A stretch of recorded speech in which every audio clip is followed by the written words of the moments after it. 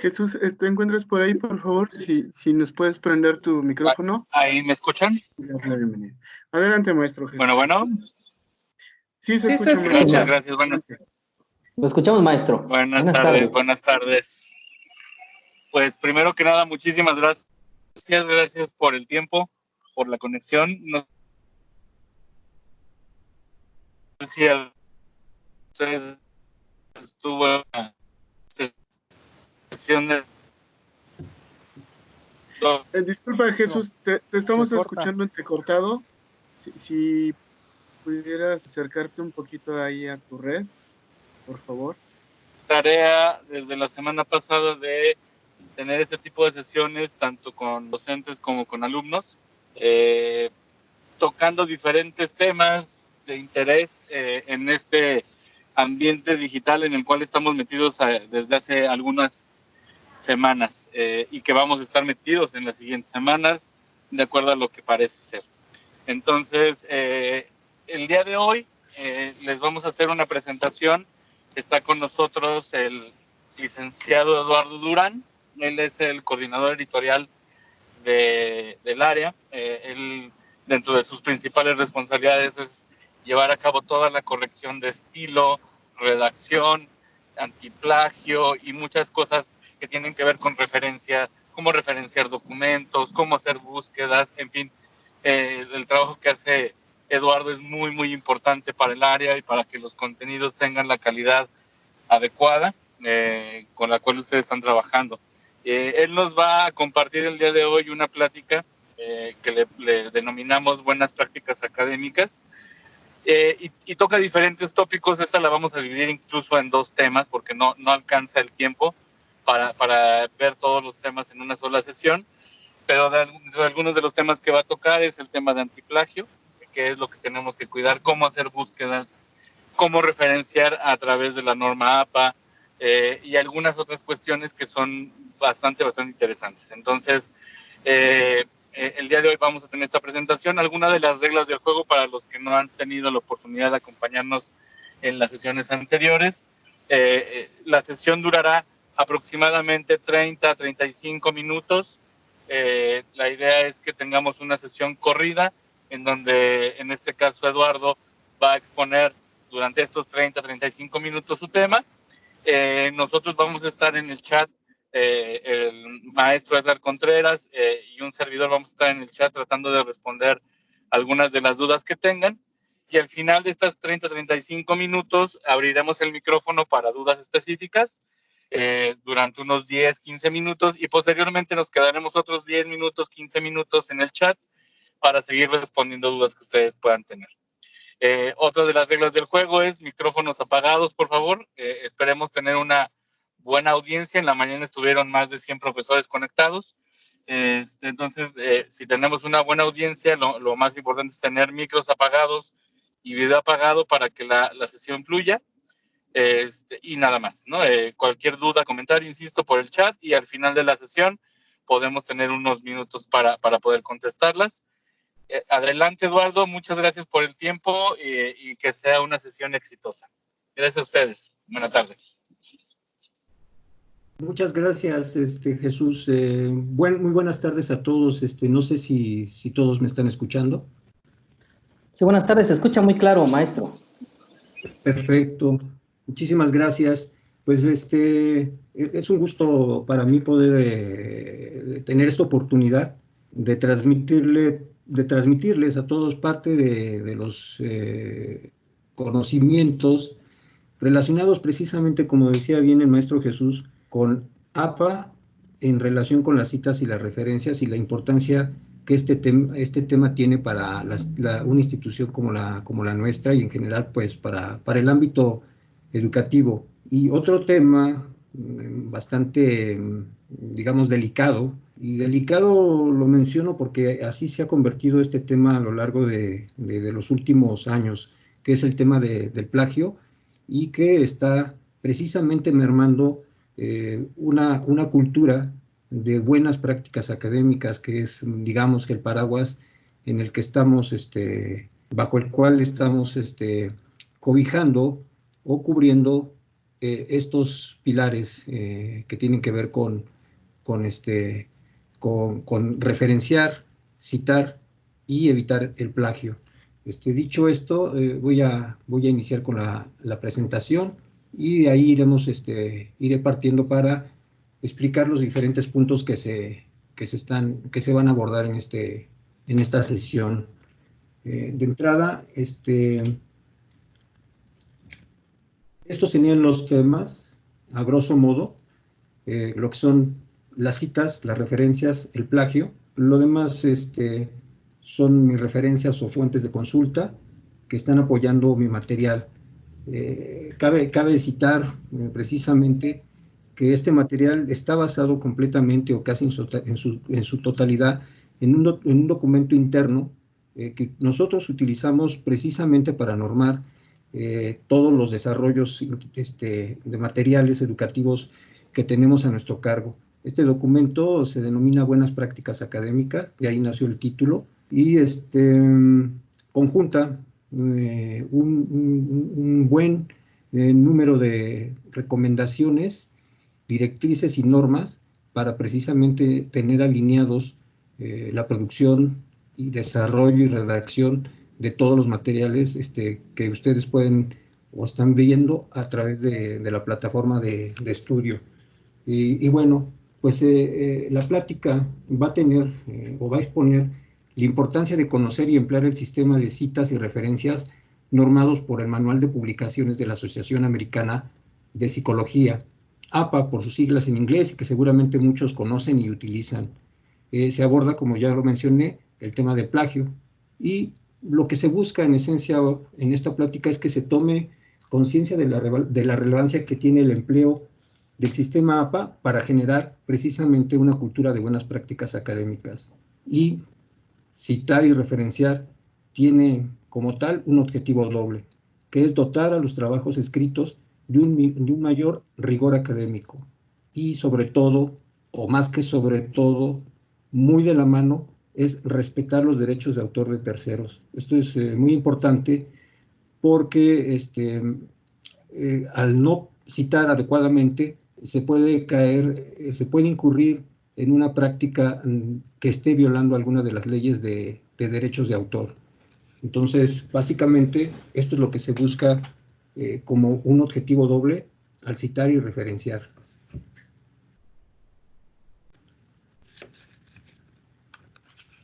Dicho esto, aquí les quiero hacer mención que a manera, digamos, de introducción de este sistema y de otros que existen, un poco de historia muy abreviada de estos sistemas. APA como tal, es un sistema entre otros que existen. APA es igual de válido como Oxford, Chicago o Harvard.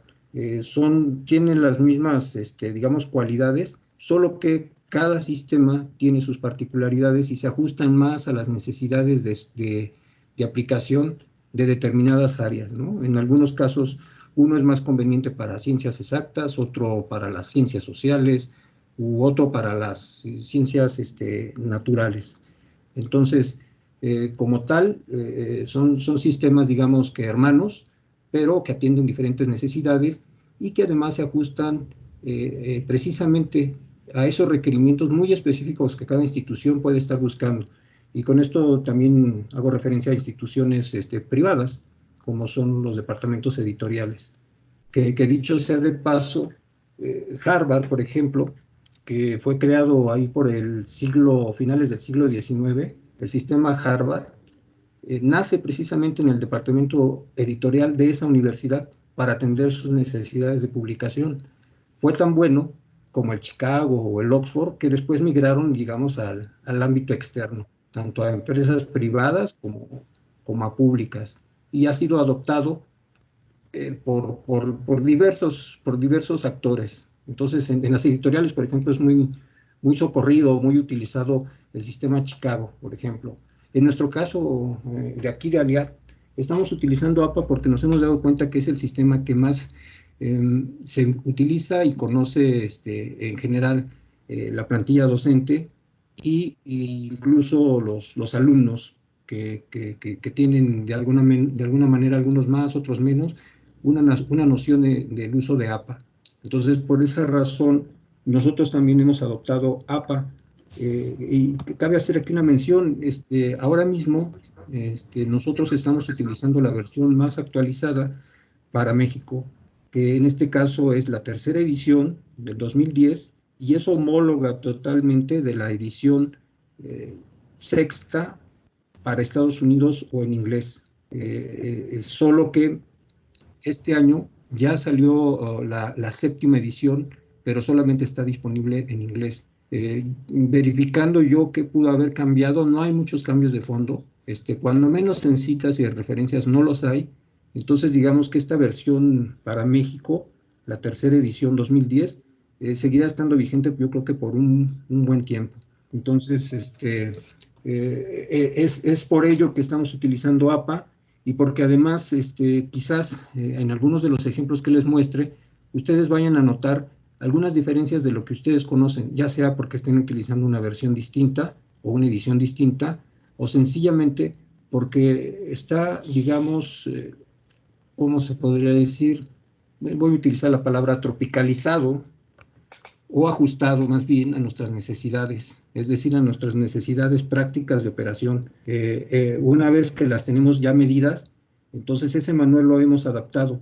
Sin embargo, respeta la esencia y la base de APA. O sea, ahí está tal cual, digamos, APA reflejado, pero sí con algunas particularidades que a nosotros nos permiten operar en función de esa operación y volumen de trabajo que tenemos que encarar para poder estar produciendo los materiales. Ahora sí, ya pasando de lleno a... Bueno, se me olvidó mencionar un dato en relación con APA. APA como tal fue creado en 1929 y fue diseñado exclusivamente para normar el estilo editorial de manuscritos de corte científico, en este caso del área de conocimiento de la psicología, de escritos que buscaban o que buscan ser publicados en los materiales que la asociación tiene y publica constantemente. Con esto quiero decir que APA como tal fue creado para precisamente o específicamente para el área de psicología. Sin embargo, se ha hecho tan diverso, se ha enriquecido tanto, que con el paso del tiempo profesionales de diversas disciplinas, áreas de estudio, lo han acogido y están utilizándolo para presentar sus trabajos escritos. Bueno, ahora sí, entrando ya de lleno con lo que son las citas y las referencias, aquí voy a dar algunas definiciones y estaré intercalando estas definiciones con algunos ejemplos para que ustedes puedan tener una noción de la conformación que nosotros tenemos de este sistema. No entraría en muchos detalles porque sí nos llevaría tiempo en cada uno, sobre todo en las referencias. Las citas como tales no tienen mayor problema, pero sí las referencias que tienen sus particularidades según el tipo de fuente de consulta que estemos utilizando o que queramos tener como base para nuestros escritos, ¿no? Entonces, estos pilares, lo que son las citas y las referencias, siempre nos van a tener que generar una buena cultura de prácticas académicas.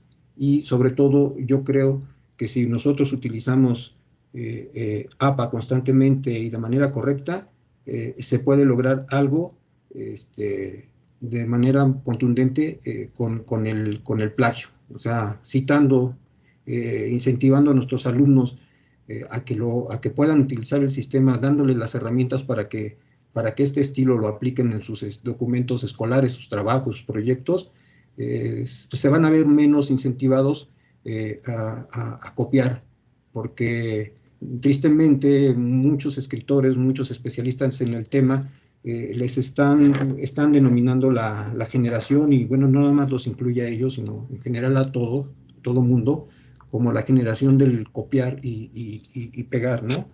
Entonces, Esto se debe de erradicar porque es un problema que está creciendo mucho y ya es un dolor de cabeza para todas las instituciones de nivel superior y en general de casi de cualquier grado de estudio a partir de secundaria, ¿no? Entonces, pasando al tema de las citas, como tal, yo quisiera dar una pequeña definición de lo que podríamos entender como cita, y esta sería la siguiente. Una cita es la reproducción textual, directa o indirecta, del trabajo de un autor. Entonces, esa pequeña definición creo que puede servir muy bien para entender qué es una cita. En el caso de APA, esto se reduce y en general en cualquier otro sistema se reduce a dos tipos de citas o modalidades, que son las textuales y las indirectas, o lo que conocemos como parafraseo. Ahí se centra, digamos, el tipo de citas que podemos estar utilizando al interior del cuerpo de nuestros escritos. ¿Qué se busca cuando pretendemos citar? Pues básicamente es que le demos el crédito puntual al autor original de las ideas o la idea que estemos tomando de su escrito, ya sea un artículo, un podcast, un video, algún comentario en una red social, que ya también APA está implementando los ejemplos para poder hacer ese tipo de citas, y con ello vamos a hacer evidente algo muy claro. Le vamos a decir a la persona que nos está leyendo que ese conocimiento o esas ideas que hemos tomado o esa información no nos pertenece a nosotros, le pertenece a esa otra persona, a ese otro autor, y que solo estamos utilizando aquella información que complementa, fortalece, enriquece nuestra propia creación, ¿no?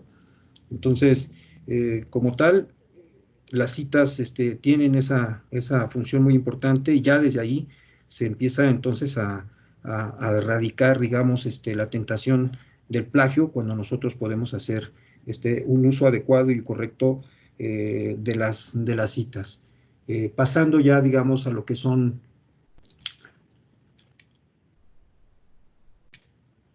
la cita textual.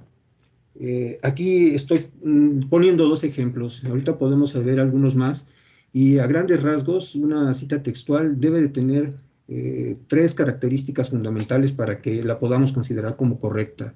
En este caso, debemos de indicar o hacer la identificación del autor, que para el caso es su apellido, la fecha en que se publicó el material del cual estamos extrayendo la información, y la página de consulta. Es muy importante que nosotros en los trabajos que nos entreguen nuestros alumnos les podamos pedir que cumplan estos requisitos.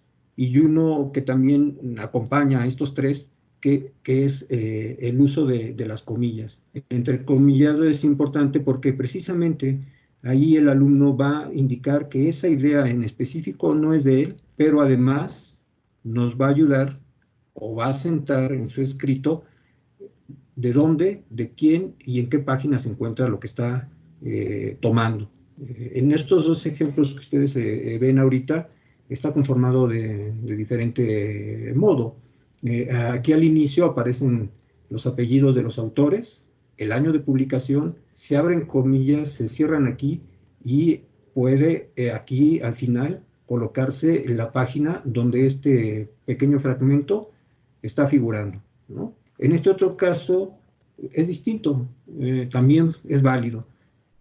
Se abren aquí las comillas, se plasma la información, y de manera conjunta ponemos lo que aquí arriba está disperso, que sería el apellido, el autor, perdón, el apellido del autor, el año de publicación y la página.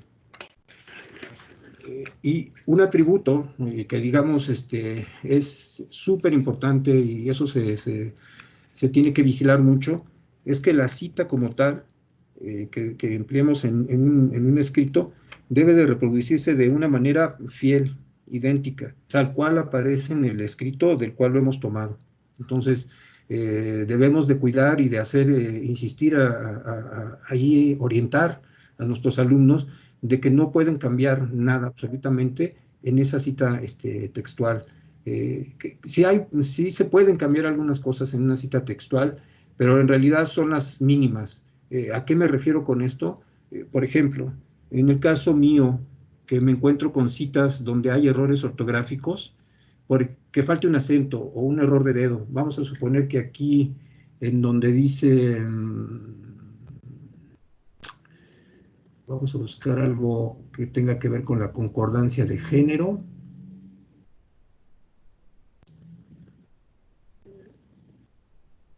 Aquí, por ejemplo, y que se está convirtiendo en un práctica. Ahí es obvio que hay un error de dedo, y aunque sea cita textual, sí tengo permitido agregar la letra A para que ahora sí haya una concordancia de género entre una y práctica. Ese tipo de cambios sí son permitidos, o si por aquí faltó el acento, pues también lo puedo poner. Fuera de ahí no se permiten más cambios, y sí debe de hacer una copia fiel y exacta de lo que nuestro escrito original nos está ofreciendo, ¿no? Muy bien, pues voy a pasar a la siguiente tipo de cita. Espero que con este ejemplo, si nos da tiempo, me regreso a algunos ejemplos, pero voy a irme hacia el otro tipo de cita para poder también dar la explicación de este tipo de cita, ¿no?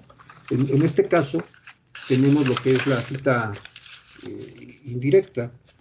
En las citas indirectas, como tal, también tienen que aparecer los datos de identificación.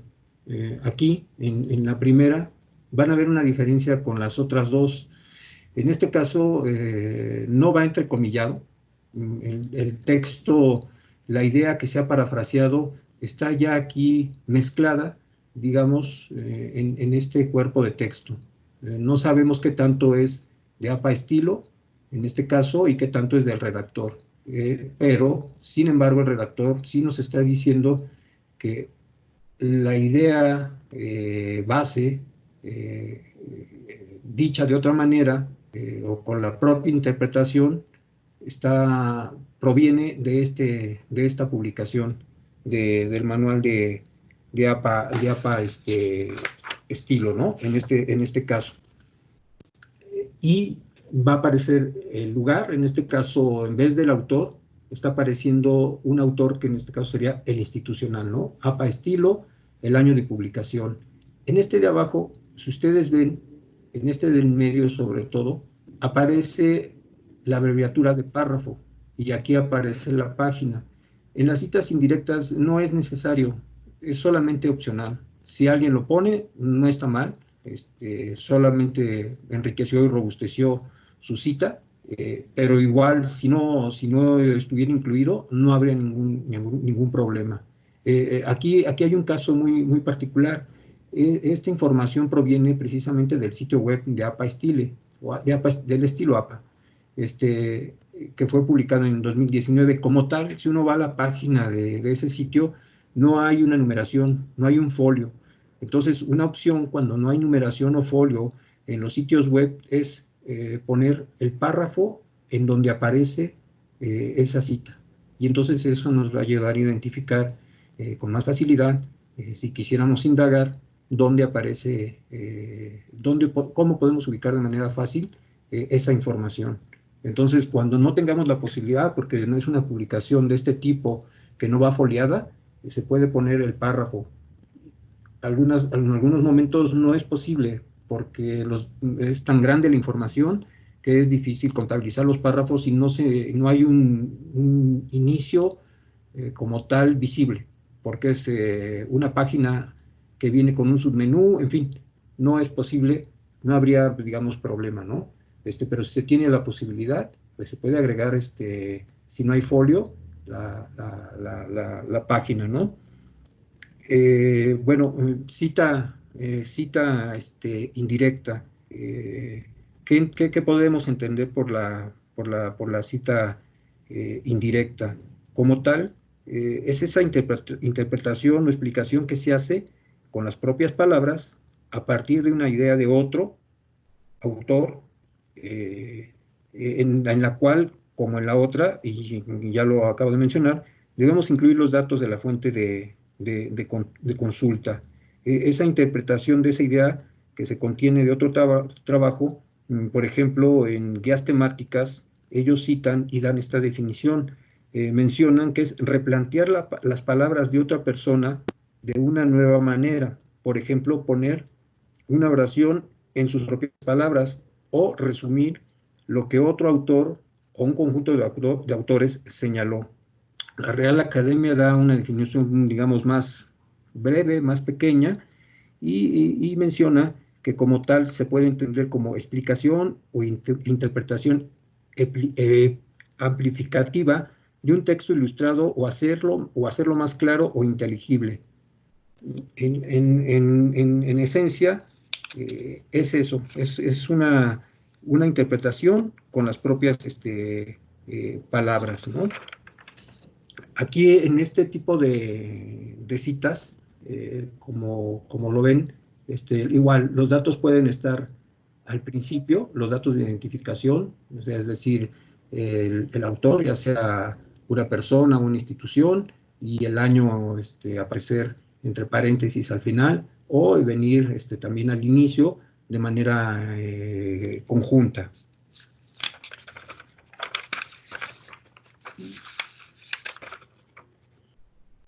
Hay un punto que sí quisiera no mencionar y que se me ha pasado, y es el siguiente. Me voy a retornar a las citas textual, porque como bien lo dije, en este tipo de citas el entrecomillado es muy importante.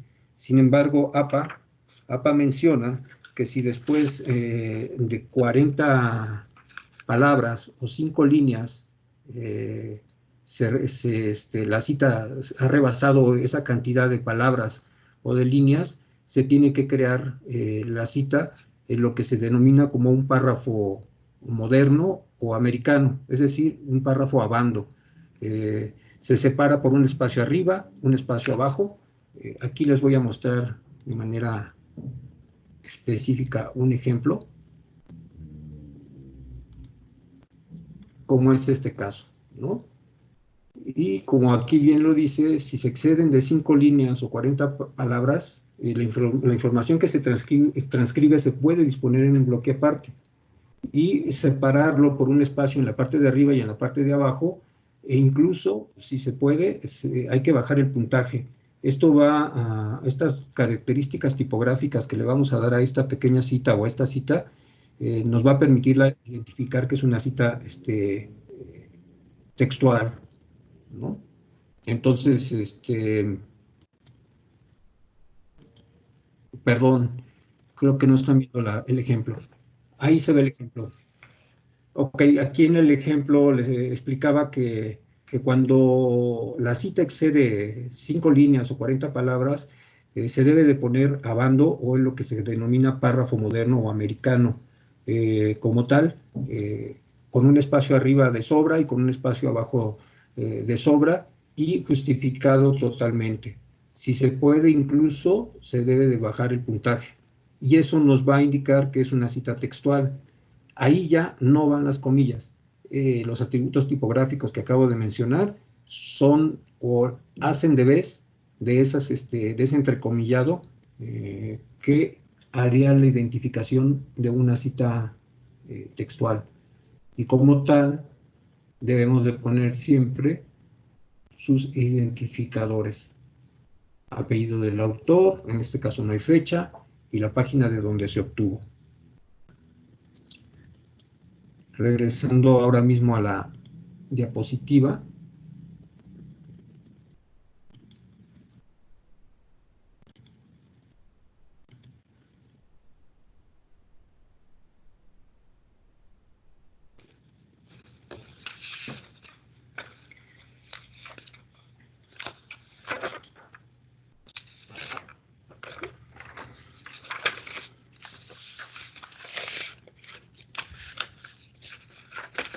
Bueno, estos son 3 ejemplos de citas indirectas, que son el trasladar una idea de otro o transformar una idea de otro en las propias palabras o interpretación de uno.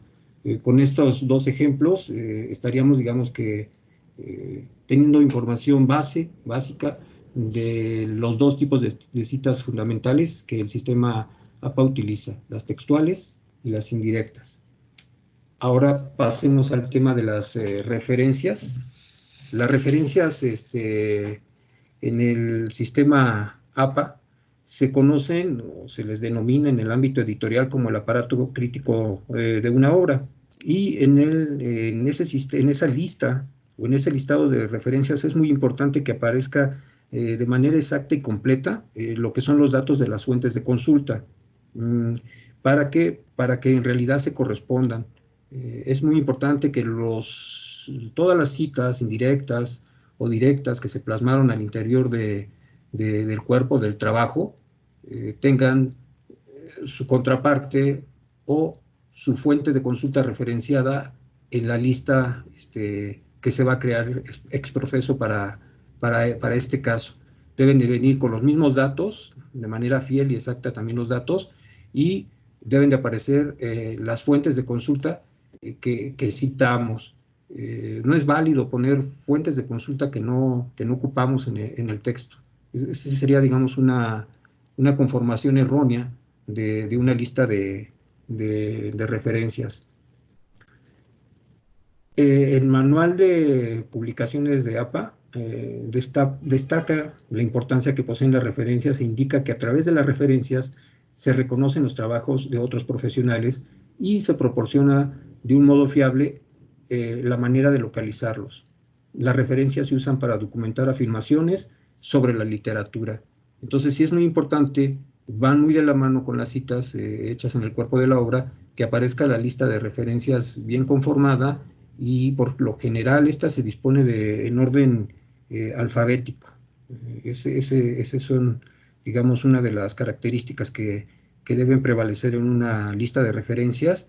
Y bueno, se debe de mencionar los datos esenciales de una obra, el autor, los autores, el año, la fecha de publicación, el título de la obra, la casa editorial en caso de que sea una obra impresa y no digital, el URL, la dirección web. Aquí vale mencionar algo importante. Cuando nosotros pongamos direcciones electrónicas en nuestras listas de referencia de una fuente de consulta, no hay que agregar al final punto, no hay que poner el punto final, porque eso puede llevar a problemas de consulta, ya sea que alguien copie directamente con el ratón, sombree el link o enlace web, lo lleve al navegador y le marque error, o sencillamente incluso dando clic podría marcar error. Entonces ahí sí es importante evitar no poner en los vínculos web puntos finales. Y bueno, recapitulando, es importante que se registren solamente las obras que se ocuparon para desarrollar el trabajo escrito. Y en esa lista de referencias pues van a haber diversos tipos de trabajos que se van a referir o a incluir. Pueden ser obras tanto periódicas, en este caso boletines, revistas, semanarios, ya sean versión electrónica o impresas. Lo mismo para los libros, pueden ser digitales o impresos, y también se pueden incluir, si es que así lo ocupamos en nuestro cuerpo de desarrollo de nuestro trabajo, pues informes, videos, podcasts, leyes, tesis, actas, diccionarios, mapas, blogs, o incluso, como les comentaba, referencias de redes sociales, ¿no? Como Instagram. Ya se está empezando a registrar el tipo y el modelo de cita para estas redes sociales, o Twitter.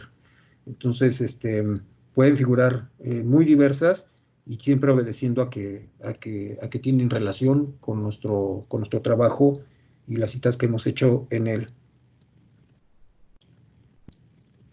Y bueno, voy a mostrarles algunos ejemplos, porque las referencias como tal, cada una posee un orden y una forma particular en la que se deben de asentar los datos. Es muy vasto porque va cambiando y tiene sus variaciones a partir de la fuente de consulta. Permítanme mostrarles algunos ejemplos de una pequeña guía esquemática que nosotros tenemos, nada más a modo de ilustrativo.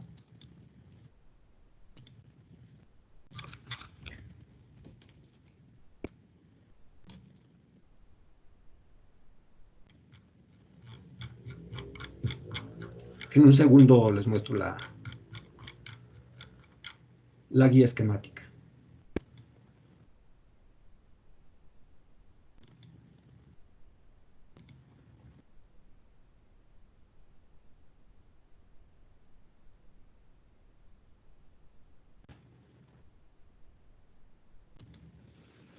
Listo, seguramente ahí ya lo están observando. Como pueden ver, en esta guía esquemática, cada tipo de fuente de consulta tiene sus particularidades para asentar los datos que la deben de acompañar. Aquí, por ejemplo, en el caso de un libro impreso, un atributo tipográfico que siempre debe de aparecer para este tipo de publicaciones es que el título vaya en cursivas y que se agregue, en este caso, esta etiqueta de identificación. Aquí, por ejemplo, en esta obra, básicamente es un libro impreso que tuvo su versión o fue convertido a PDF y después montado en la red o colgado en algún sitio web, pero su origen sigue siendo impreso. Lo único que hicieron fue trasladarlo a una versión en formato PDF. En este caso, por eso es que se debe de identificar que es versión PDF y esto nos ayuda, cuando menos operativamente a nosotros nos ayuda a omitir ciertos datos que tenían que ver con la casa editorial, el número de la edición de la publicación, el sitio, varios otros datos que hacen más compleja la disposición de los datos y que muchas veces no están tan a la mano. ¿Por qué? ¿Por qué ponemos tal vez en este ejemplo, la versión PDF y omitimos los datos? Porque regularmente, cuando menos en este tipo de publicaciones, siempre ponen la portada y la página legal. Y entonces sí, ahí sí vienen todos los datos que acabo de referir. El país, la ciudad, el nombre de la empresa editorial, el número de edición. Y entonces ya con este identificador o etiqueta versión PDF, sabemos que ahí vamos a encontrar todos esos datos, porque básicamente está de manera íntegra convertido a PDF ese documento o esa obra. Aquí veamos otro caso, por ejemplo, esta conferencia tiene una disposición totalmente distinta. Aquí, de hecho, la entrada es la palabra ponente, el nombre, el apellido del ponente.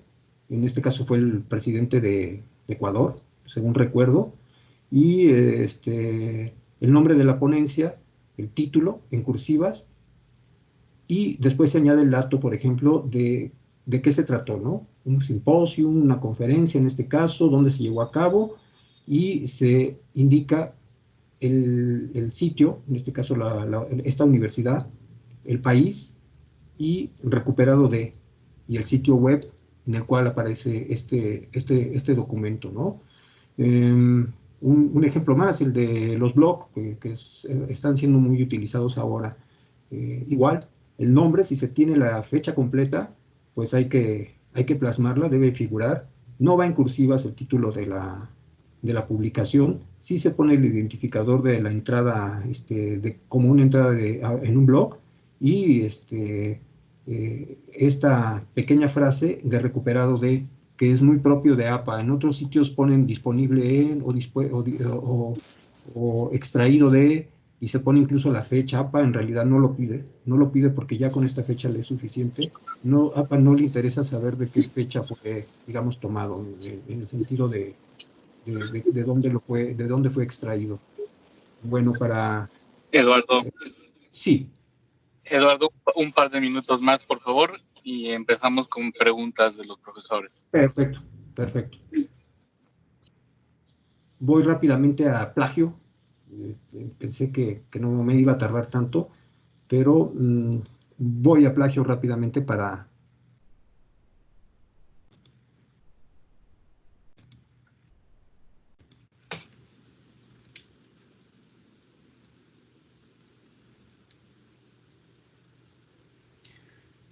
Bueno, resumiendo de manera muy rápida, una definición que podemos obtener de plagio es la que aparece aquí y básicamente indica que plagiar es tomar y presentar algo como mío sin decir que eso no me pertenece. Es un modo de hurto o robo de ideas. La Real Academia Española lo define como copiar en lo sustancial obras ajenas, dejándolas como propias, o sea, haciendo ver como que son mías, ¿no? Hay diferentes tipos de plagio: el autoplagio, la falsa autoría, la entrega de un trabajo de otro como propio. Este es un caso muy común en el que se le paga a alguien para que escriba un artículo por uno o un trabajo por uno. De la entrega de un trabajo propio como de otro como propio. Y después existe la reproducción íntegra de la fuente, es decir, de plano es una copia total del trabajo original. Y también existe una modalidad de, digamos, de engaño, que es la fabricación de datos o referencias falsas. Se ponen muchas referencias en los documentos para que se crea que está debidamente sustentado, o se ponen referencias ficticias para igualmente dar la impresión de que el documento está sustentado, pero cuando ya se investiga, sencillamente esas referencias son inventadas, no tienen incluso que ver con el tema, y los autores pues no existen, ¿no? Y bueno, aquí les quisiera mostrar un gráfico de la empresa Turnitin, que hizo un estudio en el 2013-2014, y hacía notar que en estos países el índice de plagio se encontraba en esos porcentajes. Por ejemplo, en América Latina estudiaron a México, Brasil, Colombia y Perú. El grado más alto, que es el de Asia Oriental, abarcó Japón, a Corea y a China. Turnitin concluyó que el plagio ya es un problema global y que los educadores desafortunadamente van a estar recibiendo alrededor de 100 millones de trabajos no originales al año, ¿no? Entonces, como pueden ver, y en otros estudios que se han publicado, el plagio, lejos de reducir, está digamos que creciendo. Ahora mismo las herramientas de antiplagio como Turnitin sirven, son muy buenas, pero en realidad solo es una herramienta de apoyo. Mientras no logremos como que dotar a los estudiantes de esas habilidades y destrezas para poder citar, para poder conformar o desarrollar un trabajo de manera lógica y coherente, con sus fuentes de consulta bien construidas, difícilmente esas herramientas, aunque las tengamos a la mano, nos van a ser de mucha ayuda. Son muy buenas, son muy potentes, y sí dan un buen soporte, pero la base ahí de herramientas solo está conteniendo, digamos, un efecto y no atacando una causa, y la causa se puede atacar a partir de las buenas prácticas académicas que se fundamentan en las referencias y en las citas tanto textuales como indirectas normadas por APA. Hasta ahí. Perfecto, Eduardo. Muchísimas gracias. Y yo creo que en la sesión próxima ahondamos en el tema de plagio. Nos metemos un poquito más a ese tema. Te agradezco muchísimo, y adelante, abrimos el micrófono para los profesores durante los próximos 10 minutos. Dudas, preguntas, sugerencias, comentarios, todo es bienvenido, todo construye. Entonces, adelante, profesores.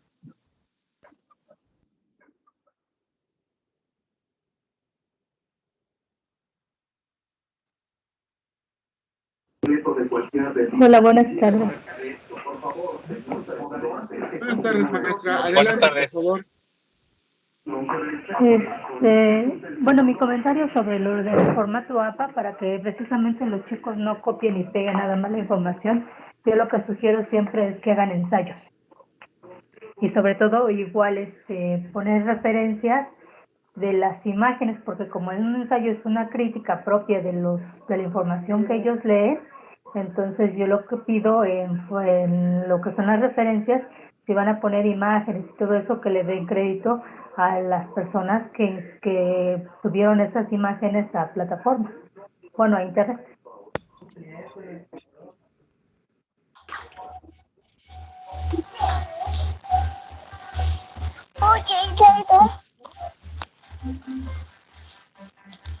Muy bien, maestra, muchas gracias, muy buen comentario. ¿Hay alguien más que quiera participar? A mí sí me gustaría hacer una pregunta. Adelante.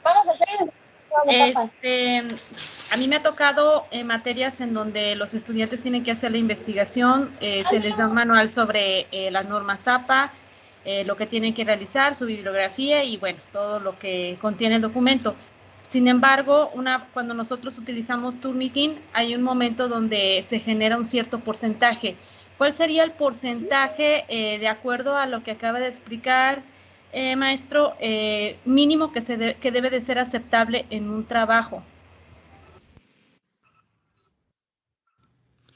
Bueno, Turnitin tiene esas particularidades, pero hay que ser muy cuidadosos porque en la herramienta de Turnitin, y este es un ejemplo, un documento que yo pasa mi análisis está con el 90% de plagio, no analizado por la herramienta, sino analizado con métodos manuales que yo tengo, y una vez que lo meto a Turnitin, Turnitin me arroja que solamente tiene el 74%, pero ese no es el problema, sino que Turnitin asigna a cada segmento que él ha detectado que es similar o que existe de manera similar en la web o en la red, le asigna un porcentaje. Entonces puede ser que 3 párrafos totalmente estén coloreados o marcados como tomados de la red, pero nada más les está asignando un porcentaje de 3%. Ese porcentaje de 3% no es el porcentaje total de esa parte de lo que ha detectado el sistema, sino forma parte de ese total. Digamos que un trabajo salió con un 50%, está dándole el 3% nada más de ese 50%. Entonces, de entrada, ahí se tendría que hacer una discriminación y un análisis con esa herramienta. Y fuera de ahí, pues es lo más cercano, es decir, si un párrafo viene palabra por palabra y en la mayoría de eso, digamos el 90%, está tal cual, con la misma secuencia, las mismas comas, la misma estructura gramatical o de sintaxis, pues más que un porcentaje, ya por simple digamos, descarte, pues eso está copiado. Eso está copiado. Quizás no estoy de todo contestando la pregunta, porque depende un poquito ahí del criterio y de poder verificar qué nos está arrojando la herramienta. Pero a veces... Ay, perdón que te complemente, Eduardo. Un poco lo que mencionan las mejores prácticas y lo que hacen universidades de prestigio que utilizan herramientas antiplagio es considerar un mínimo de 20%. Más de eso ya es considerado como plagio de contenidos o de información. Entonces, lo mínimo que se puede permitir, de acuerdo a las mejores prácticas, es un 20%.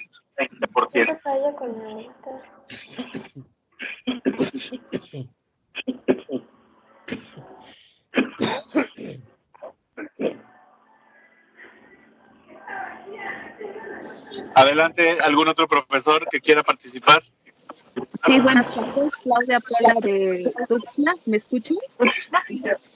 ¿Qué tal, Claudia? Tú ya eres, te vamos a dar de membresía. Muchas gracias. Sí, como centro de información también he escuchado toda esta plática. Me parece muy interesante que consideren la importancia de citar y referenciar los documentos, no importa el soporte o el formato, y sobre todo distinguir cada uno de los elementos que conforman una bibliografía, por así decir, o una referencia documental, dependiendo el tipo de material que se esté utilizando. También sobre el Turnitin, no se puede hablar realmente de un porcentaje mediante esa herramienta, porque aún lo referenciado o lo citado lo considera como plagio. Entonces hay que tener cuidado. Creo que ahí principalmente el criterio del docente es muy importante en la lectura del documento, de la tarea o del trabajo que presente el alumno. Y también es importante el acompañamiento. Nosotros como Centro de Información estamos abiertos a eso, el acompañamiento para ayudar al docente o al alumno, en este caso, a que las citas y las referencias sean correctas, dependiendo de la normatividad que use.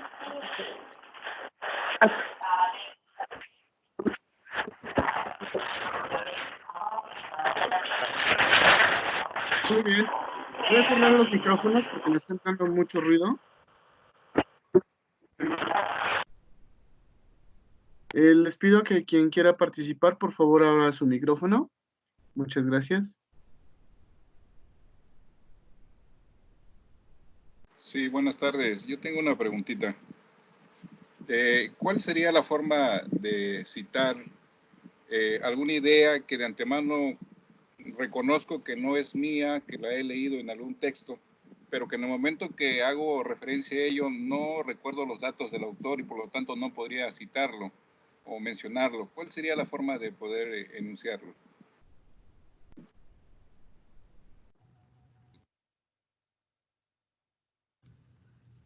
Bueno, en este caso la verdad es que sí se necesitan los datos de la cita. O sea, es decir, esa idea no se va a poder utilizar porque sí se necesita, y allí pues, sí es muy importante ir tomando las notas de aquello que nos está pareciendo importante en relación con la base que mencionaba, el autor, la fecha y, y el año de publicación. Entonces, sí, ahí ya es un caso pues perdido, llamémoslo de alguna manera, porque sí necesariamente se requiere la cita o va a pasar como un plagio no intencional, pero al final plagio. Ok, gracias, muy amable. Me gustaría hacer una consulta. ¿Qué tan eficaz podría ser el apoyo de la herramienta que trae Word para hacer toda esta situación de las citas? Ya ve que en el apartado de referencias nosotros podemos ir agregando prácticamente todos los campos que nos solicita para el formato APA, y con eso prácticamente pues ya ir citando el documento, como para motivar al alumno a que no se tiene que aprender como que de primer momento todas las reglas para el citado y apoyarse en esta herramienta. Pero ahí es mi duda, ¿qué tan eficaz podría ser esta herramienta? Esa herramienta es muy eficaz. De hecho, en un comentario anterior de una de las compañeras, mencionaba que no importaba tanto el formato. Yo ahí coincido también. Aquí lo importante es que los datos base estén apareciendo en la cita, ya sea por ese sistema automático que viene en Word o algún otro. Es decir, siempre que podamos citar, ya sea en el sistema Chicago o en el que nosotros elijamos, eso va a ser realmente lo trascendental, que se cite. Entonces ese sistema es igual de válido. Quizás no esté actualizado a la versión más reciente, pero guarda en esencia o permite que se guarden en esencia los datos base que APA mismo o cualquier sistema decente de citación podría dar como válido para que no se incurra en plagio y sí se fortalezca la parte de un escrito pues bien fundamentado.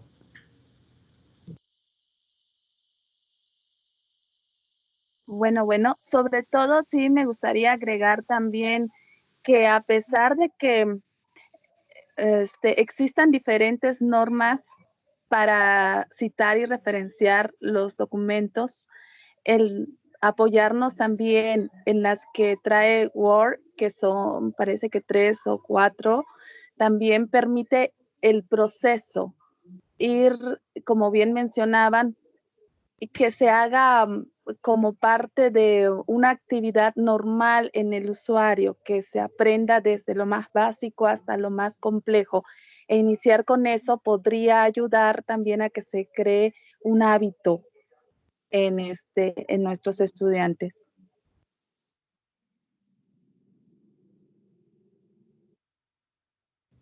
Yo estoy totalmente de acuerdo. Eso sí puede ser una muy buena herramienta para generar un hábito. Es decir, de ahí parten realmente los problemas. Si se genera el hábito, la costumbre, así como se está generando la costumbre de copiar, pues se puede generar ese hábito y la costumbre de empezar por lo básico, citando a partir de estos sistemas y ya después yendo, como bien se acaba de mencionar, a aspectos más complejos.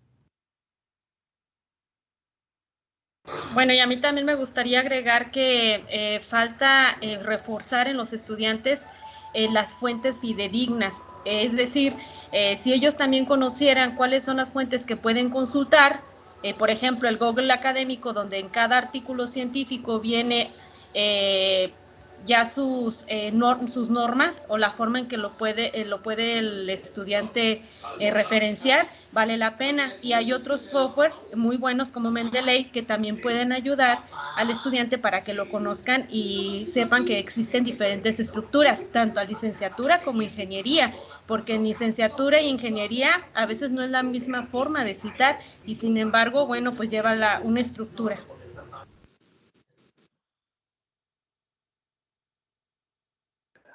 Excelente, excelente aportación. Damos pie a una última pregunta y nos quedamos 10 minutos más en el chat para ir contestando si hubiera más dudas. Sí, buenas tardes. Pregunta. Adelante. Buenas tardes. ¿Se me escuchan? Bueno. Perfecto. Sí, maestra, adelante, por favor. Ok, buenas tardes, Silvia Ramírez. Tengo una duda. Al estar hablando sobre la herramienta APA que tiene Google, difiere un poco en la forma de citar del manual de la Universidad de TAC. Por ejemplo, cita autor con año encerrado, en paréntesis, mientras que las citas que hace el manual de Universidad de TAC es autor y enseguida paréntesis. Esto a nuestro trabajo, ¿cómo afectaría de alguna manera? Por un lado, y por otro lado, por obviedad, cuando se trata de trabajar con preparatoria, con bachillerato, nuestros jóvenes hacen trabajos donde hacen cuadros comparativos, donde lo importante es que busquen información de algunos autores y por ende van a ser muy marcados. Eso no significaría plagio, ya que si tienen citas de este mismo personaje, pues justamente es lo que se les estaba pidiendo. Entonces, bueno, yo creo que en ese caso podría ser válido, pero me gustaría escuchar su comentario.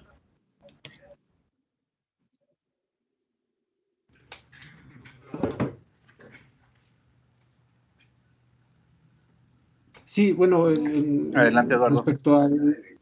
Respecto al manual, desconozco cuál manual, digamos, ha podido usted consultar que pertenezca, digamos, a la universidad.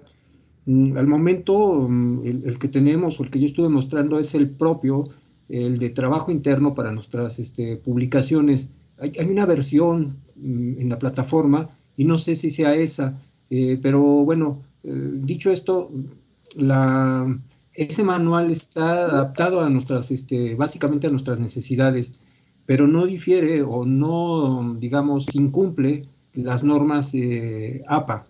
Es decir, en la esencia y en lo fundamental respeta las normas APA, pero sí necesitaría como ver ese manual y ese ejemplo que usted menciona para poder, digamos, verificar bien eso que se es un señala. documento de aproximadamente 6 hojas que nos lo hicieron llegar en algún momento mediante el doctorado. Pero bueno, yo creo que no cabía mucho, pero sí hay diferencias en la escritura. Nada más es en la forma de presentación del producto. Bueno, del autor o del origen. Ok, sí, creo que ese sí no correspondería con alguno de los documentos, llamémoslo oficiales, que podríamos decir que se están utilizando, digamos, muy apegados a la norma APA. Ese documento de 6 páginas lo conozco, es una versión gratuita, de hecho trae al inicio, digamos, el logo de APA, puede ser que lo hayan quitado, los colores del manual de la versión actual, y viene ahí una versión resumida, pero que no se entiende bien quién la hizo, es decir, no es el propio APA. Casi estoy figurándome que es ese documento que circula mucho y que por ser de acceso, digamos, libre, pues está disponible bastante, y sí, hay diferencias, porque incluso eso ya está como desfasado, aunque dice ahí 6ª edición, me parece. Y sobre lo otro, perdón si me quisiera repetir la pregunta. Sí, como no, yo refería que en trabajos de bachillerato pedimos constantemente que hagan investigación justamente para poder hacer contrastación de autores. Por tanto, hay citas y autores y características de aportación tendrán que aparecer. Y muchas veces yo creo que ante el producto no hay mayor problema, porque sí aparecería plagio, pero pues finalmente si se cita, no sería tal. Es válido.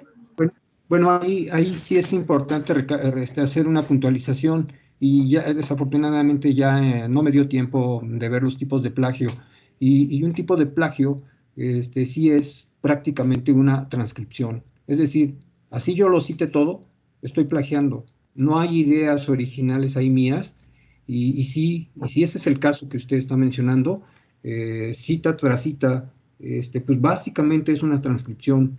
Y entonces no hay ideas originales, solamente me estoy dando la tarea, y entonces me puedo escudar en que, como viene citado, no hay plagio. Y sin embargo, debe de haber un mínimo, es decir, una mayor cantidad de información original mía, y sí apuntalar con cierto grado de información las investigaciones. Y así sean tablas, ¿no? O sea, digo, las tablas se entiende, pero digamos, si después de esa tabla sigue otro párrafo y luego igual otro párrafo y viene la cita, pues no es un trabajo realmente original. Ok, gracias. Perfecto. Al contrario. Pues muchísimas gracias, profesores. Nos quedamos 10 minutos más en el chat, pero les agradezco muchísimo el tiempo, el interés. Espero haya sido de utilidad y les haya gustado la plática. El próximo jueves tenemos la segunda parte de esto, que seguramente ahondaremos en la parte de plagio y algunos otros temas con Eduardo. Y bueno, sin más, muchas gracias, Eduardo. Felicidades por la sesión. Y nos quedamos 10 minutos más. Gracias, profesores, que tengan excelente noche. Que la pasen mejor, maestro. Muchas gracias por la explicación. Gracias. Muchas gracias. Muchas gracias. Bueno, nos quedamos en el chat. ¿Puedo decir algo?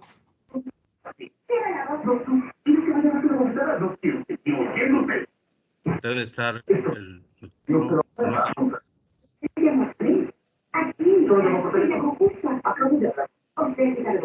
Eso significa que vio a alguien que está por llegar ahora. Ginger, significa que está con un idiota en el teléfono esperando que yo vuelva a llamar.